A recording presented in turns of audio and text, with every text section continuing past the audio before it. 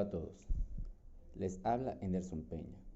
Aprovecho este segmento para hablarles un poco sobre la organología. La organología es considerada como la ciencia de los instrumentos musicales. Es una rama de la musicología que es la ciencia que estudia todo aquello relacionado con la música y tiene tres campos de estudio. El primero de ellos, investigación de los orígenes de los instrumentos. El segundo, estudio práctico de los instrumentos.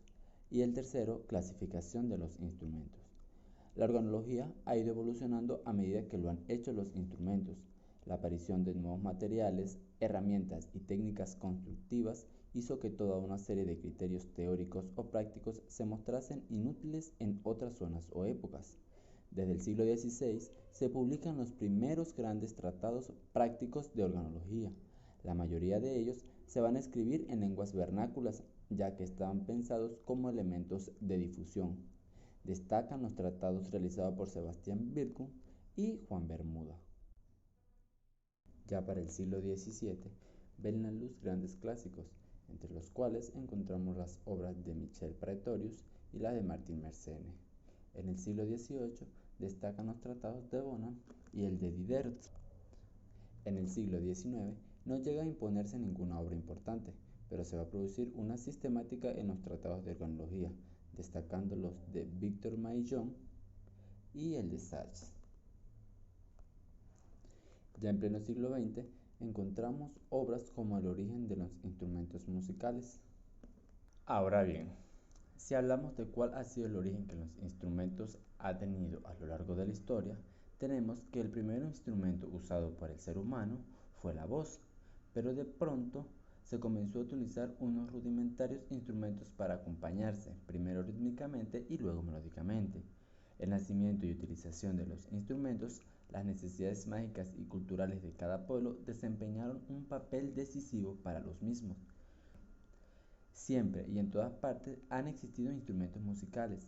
Sachs deduce que la existencia de tres centros de origen son Egipto-Mesopotamia, Antigua China y Asia Central.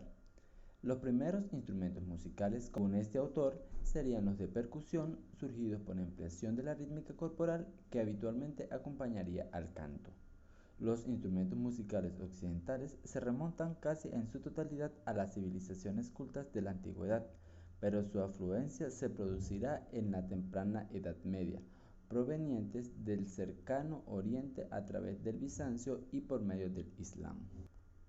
Gracias a los descubrimientos posteriores podemos saber que en Europa se conocían los instrumentos musicales como tales desde los últimos periodos del Paleolítico, donde encontramos flautas con 3 o más agujeros y arcos musicales. En el Renacimiento se perfeccionan los graves y se forman familias instrumentales íntegras, sobre todo en los instrumentos de viento. Un nuevo perfeccionamiento de los instrumentos musicales llega en el Barroco, donde se mantiene el antiguo instrumental y no se inventan instrumentos nuevos, aunque sí se perfeccionan gracias a los luthiers más resaltantes de la época, entre los cuales encontramos a Stradivarius. En el romanticismo, el desarrollo técnico llega a una gran percepción, ya que hay un incremento de los grandes virtuosos, sobre todo en el piano, instrumento por excelencia de este siglo. Algunos instrumentos no se han modificado desde entonces y si lo han hecho ha sido muy levemente.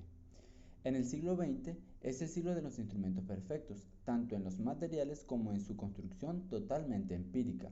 En el siglo de la revolución de los instrumentos de percusión, electrónicos, ordenador y tecnología digital.